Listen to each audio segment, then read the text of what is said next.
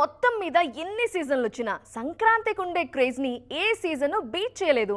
అందుకే ముందు నుండే అంటే చాలా ముందు నుంచే సంక్రాంతి డేట్ల మీద కర్చీఫ్లు వేసేస్తున్నారు మేకర్స్.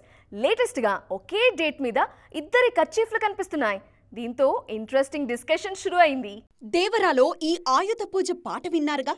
ఎస్, ఈ పాటకే స్టేజ్ మీద స్టెప్పులేసి జపాన్ ఆడియన్స్ ని ఫిదా చేశారు తారక్. దేవరా జపాన్ రిలీజ్ మీద స్పెషల్ గా ఫోకస్ చేస్తున్నారు మన హీరో.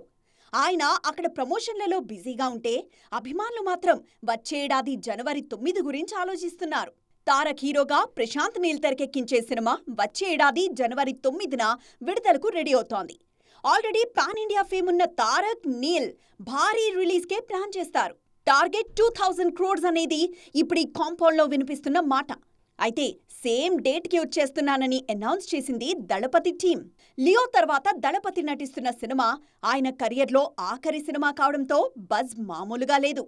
జనవరి 9న వచ్చేస్తున్నామని అఫీషియల్ అనౌన్స్మెంట్ ఇచ్చేశారు జననాయగన్ మేకర్స్.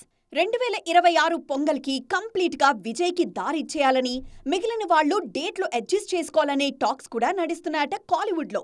మరి ఇలాంటి సిచ్యువేషన్లో తారక్ అండ్ విజయ్ మధ్య జరుగుతున్న డేట్ వార్లో అత్యధిక కలెక్షన్లతో నెగ్గేది ఎవరు అనే క్యూరియాసిటీ ఆల్రెడీ క్రియేట్ అయింది.